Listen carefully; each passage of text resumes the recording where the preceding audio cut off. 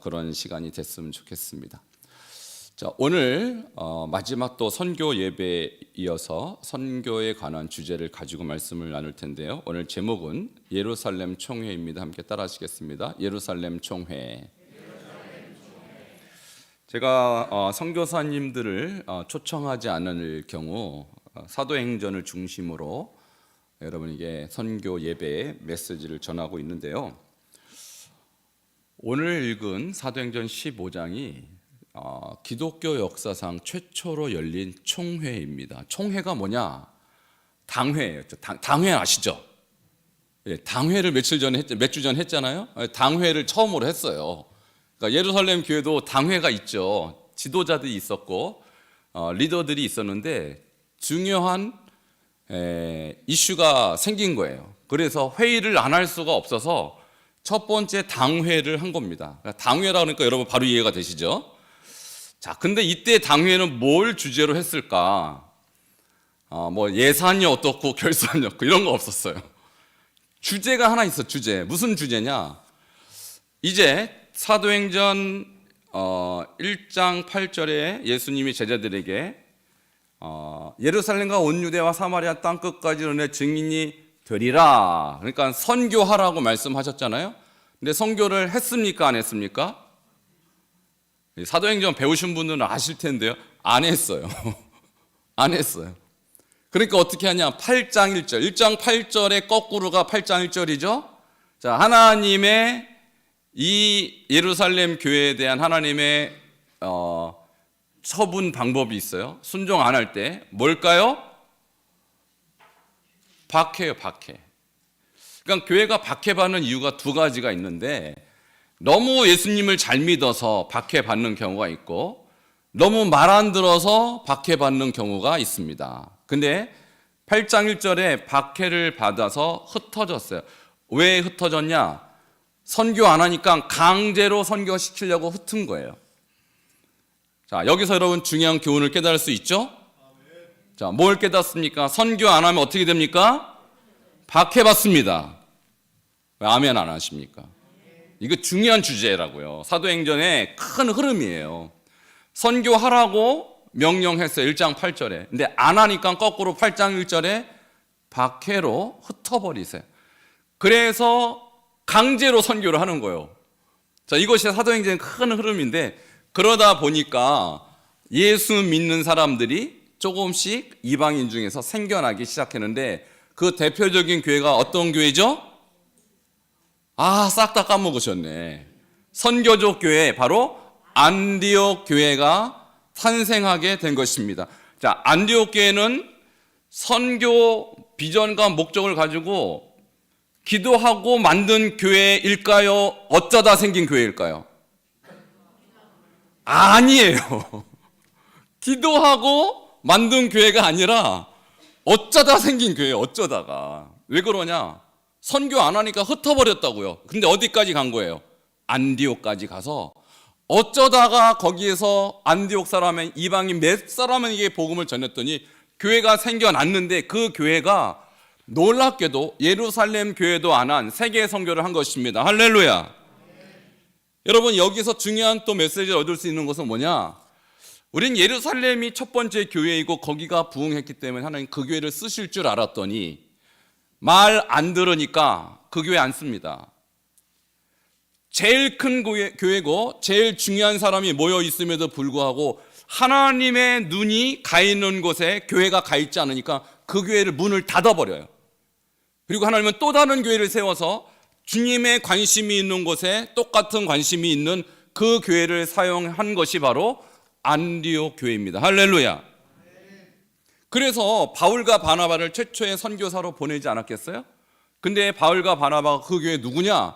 원투 펀치, 그러니까 가장 중요한 두 인물이었음에도 불구하고 우리 교회 안 하고 세계 선교, 하나님 나라, 주의 복음을 위해서 기꺼이 두 지도자를 파송한 교회. 그러니 하나님이 복 주시겠어요? 안 주시겠어요? 당연히 주시는 거죠. 여러분, 우리 교회가 어떤 교회가 돼야 될까요? 예루살렘 교회가 돼야 될까요? 안디옥 교회가 돼야 될까요? 눈치가 너무너무 빠르십니다. 그래서 서로 한번 축복하겠습니다. 우리 교회는 안디옥 교회가 돼야 합니다. 시작은 예루살렘 교회가 좋았어요. 3,000명씩 5,000명씩 부흥해갖고 대형 교회, 초대형 메가톤급 교회가 됐으니 사람들이 이제 이 정도면 됐다 싶었던 거예요. 안일했던 거예요. 지도자들이. 누가? 지도자들, 사도들이. 그러니까 어떤 문제가 생기냐? 내부에서 헬라파, 과부의 문제. 여러분, 그 당시에 헬라파가 있어. 헬라파는 뭐냐? 이방인 지역에서 살던 유대인들이 교회 안에 들어오니까 조금 차별 대우를 받았던 거예요. 히브리파. 그러니까 우리나라로 따지면 해외에 사는 교포보다는 국내에 사는 사람을 좀 우대해 줬어요. 국내에 살았으니까. 근데 그것이 문제가 생기니까 싸움이 난 것이죠. 여러분, 선교 안 하고 복음을 전파하지 않으면 내부에서 문제가 생기는 거예요.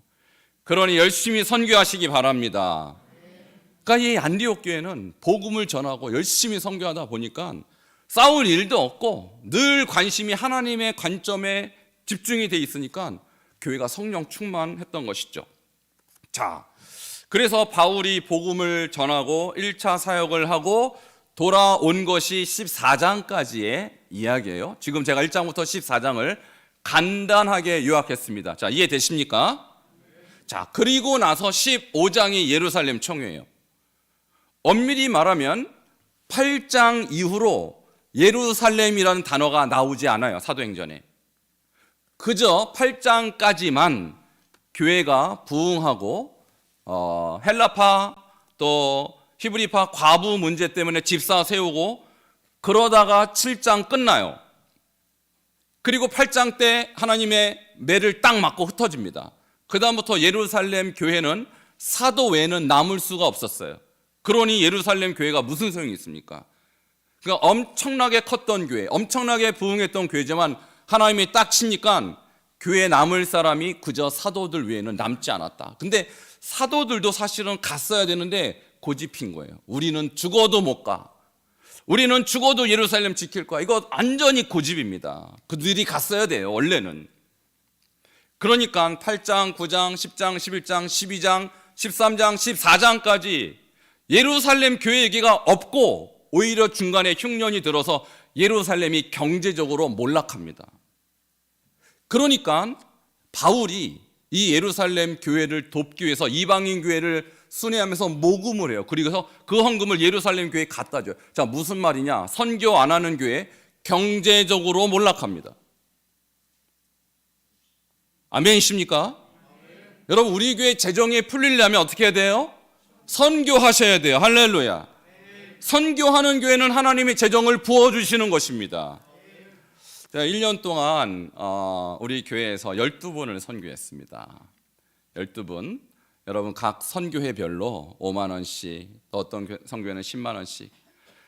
쉽지 않죠. 여러분이 교회 일도 해야 되고, 또 여러분 여러분 각 구역에 또 기관의 행사도 해야 되는데 10만 원씩 이렇게 내는 거 쉽지 않아요. 근데 장기적으로 보면 그것이 하나님의 복의 통로입니다. 그러니까 내년에는 더 해야겠죠? 아멘이십니까? 자, 내년에는 기관별로는 지금 이제 꽉 찼으니까 또 가정별로, 개인별로, 또 목장별로 아무도 아멘을 안 하시네요. 자, 다시 한번 기회를 드립니다. 자, 가정별로, 저 개인별로, 또 목장별로. 자, 이렇게 선교해야 하나님이 재정도 부어주시는 거예요. 자, 그러면 예루살렘 교회는 지금 경제적으로 쫄딱 망하고 선교적으로 주님이 안 쓰세요. 그럼 무슨 용도로 썼을까? 오늘 15장에 보니까 회의하러 한번 모여요. 회의하러. 그러니까 텅텅 비어 있다가 하나님이 불쌍해서 한번 등장시켜줘요. 뭘로? 네, 회의 장소로. 더 이상 예배 장소도 아니요. 거기서 하나님 나라를 위해서 무슨 큰 일을 하는 것도 아니고 당회에 한번 모이려고 한번 쓰세요. 그리고 그 이후로 또 등장하지 않아요. 그러니까 우리의 모델은요, 예루살렘 교회가 아닙니다. 절대로.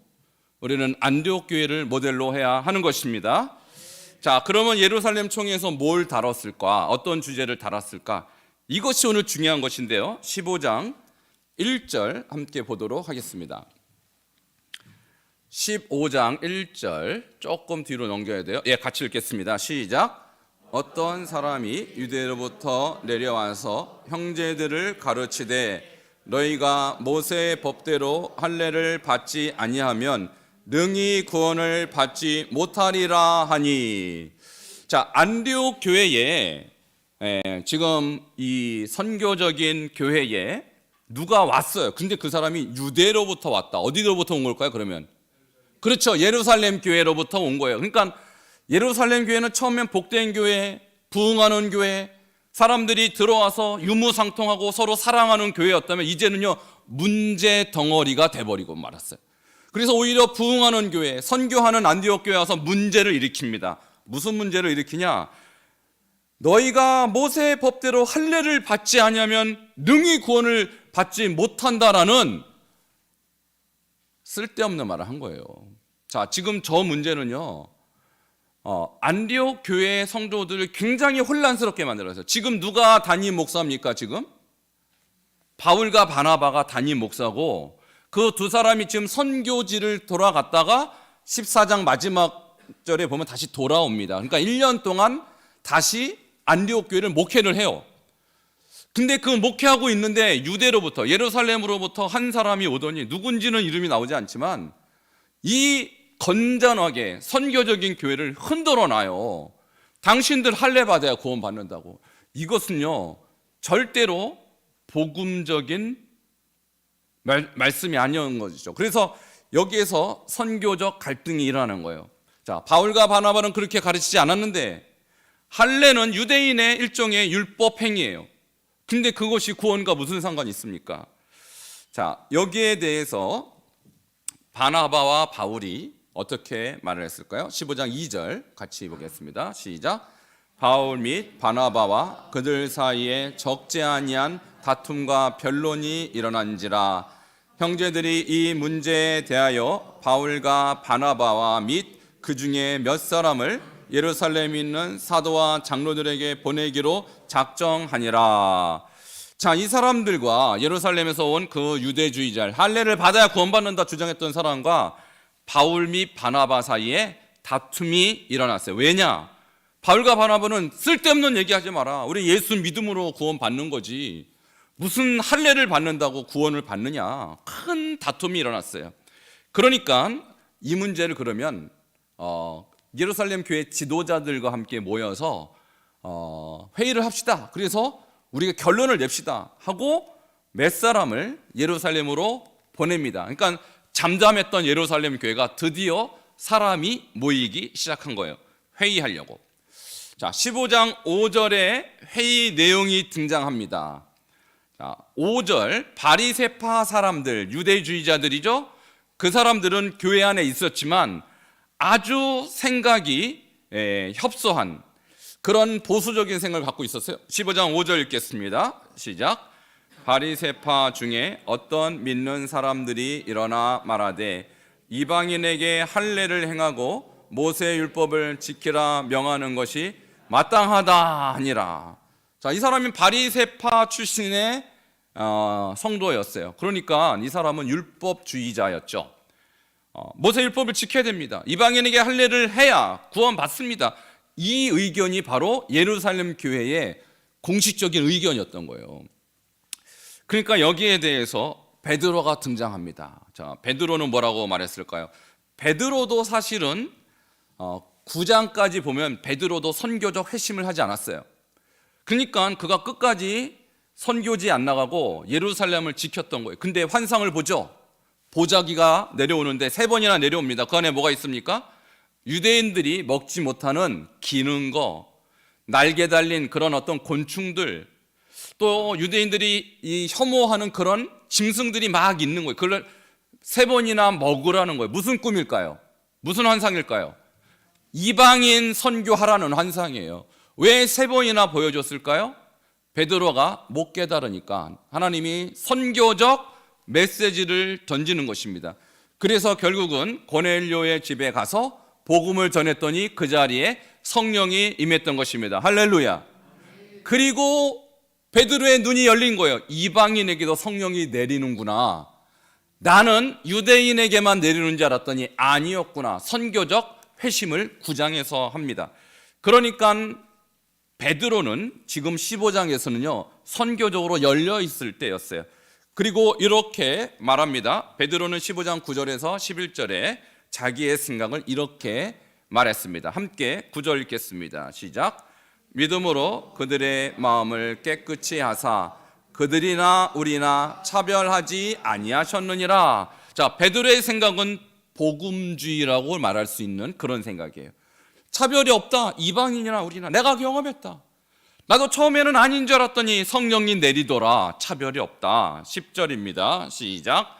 그런데 지금 너희가 어찌하여 하나님을 시험하여 우리 조상과 우리도 능히 매지 못하던 멍에를 제자들의 목에 두려느냐. 그러면서 이 멍에를 매지 말라. 이 멍에는 쥐고스라는 단어인데요, 엄격한 율법주의로서 예를 들면 유대교의 안식일에 대한 규정이 무려 39가지나 있어요. 십계명은 딱 한 줄인데 안식일을 기억하여 거룩하게 지키라 이렇게 끝나는데 39가지나 이 세밀하게 율법을 정해놓고 지키라는 거예요. 예를 들면 이런 것입니다.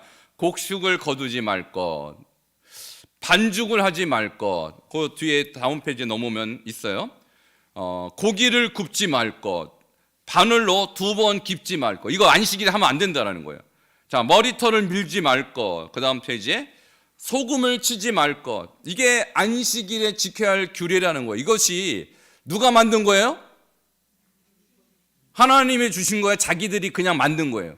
자기들이 만든 거예요. 이것이 바로 멍에라는 거예요. 그 자기도 못 지키면서 유대인들도 지키라고, 심지어 이방인들에게도 지키라고, 그래야 천국 간다고. 이게 말이 됩니까? 두 글자를 쓰지 말라는 거예요. 자, 두 글자를 쓰기 위해서 지우지도 말래요. 불을 끄지도 말고 켜지도 말고 한 집에서 다른 집으로 물건을 옮기지도 말고. 야, 머리 좋아요. 이거 어떻게 다 연구해냈을까요? 39가지나 연구해내고 못 지키면 너는 지옥 가, 이렇게 가르쳤단 말입니다. 이것이 멍에라는 거예요. 이것을 자기들도 못 지키면서 유대인이 아닌 이방인에게도 지켜라? 자, 이것은 복음이 아니라는 것입니다. 자, 베드로가 그래서 이렇게 결론을 냅니다. 15장 11절 시작. 그러나 우리는 그들이 우리와 동일하게 주 예수의 은혜로 구원받는 줄을 믿노라. 아멘. 여러분, 우리가 율법으로, 인간의 어떤 율법 규정으로 구원받는 것이 아니라 예수님의 은혜로 구원받는 것입니다.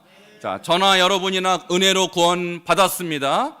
이것이 베드로의 결론이고 이방인에게도 똑같다. 선교적으로 완전 열린 거예요. 자, 그리고 나서 이제 이 회의의 사회자가 누구였냐면 예수님의 동생인 야고보였어요. 야고보서의 저자이죠.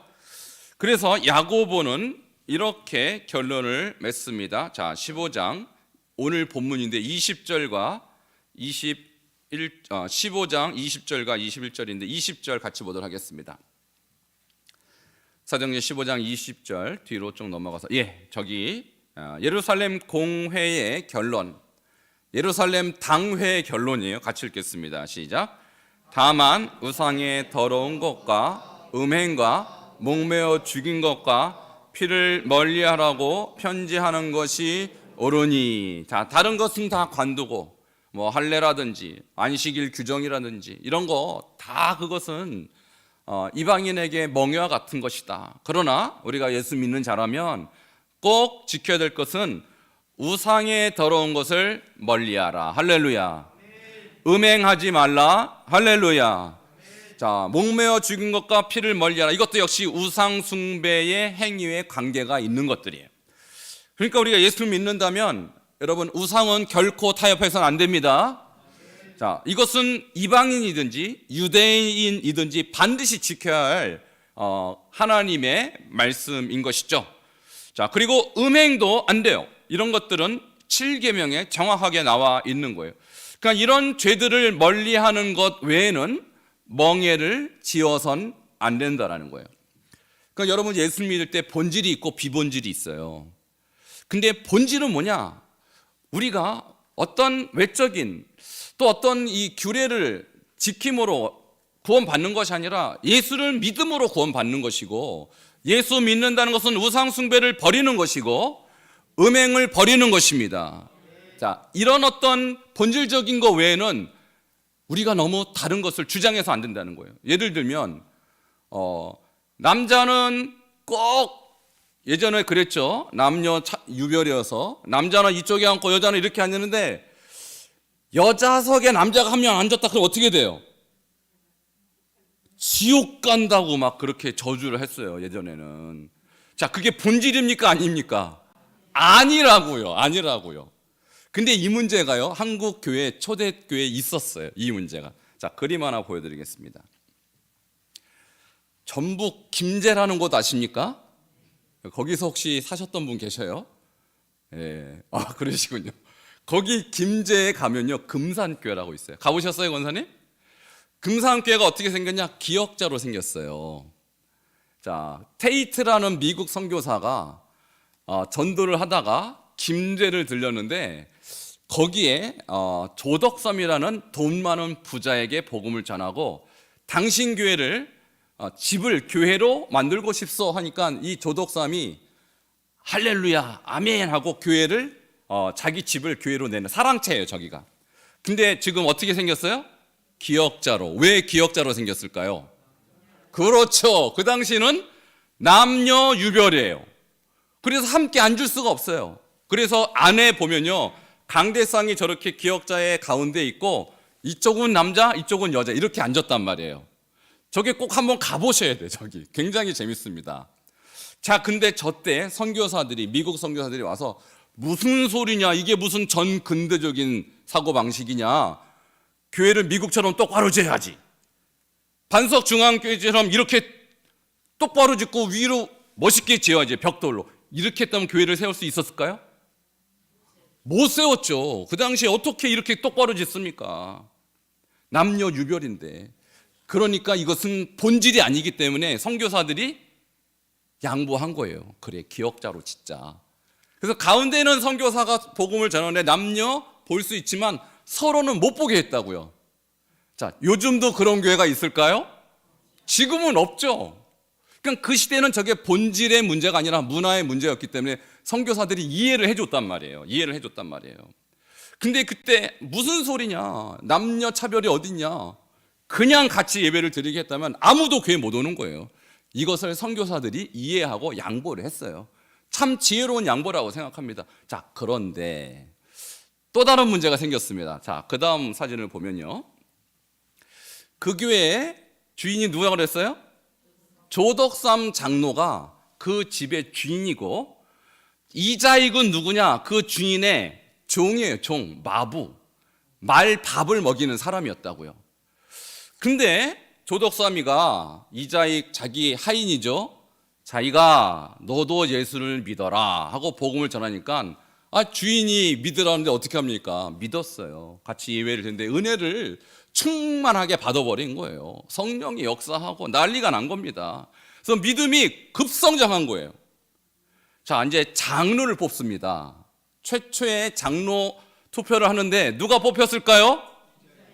성도님들은 조덕삼이 아니라 이자익을 선택했어요. 할렐루야. 자, 그러면 요때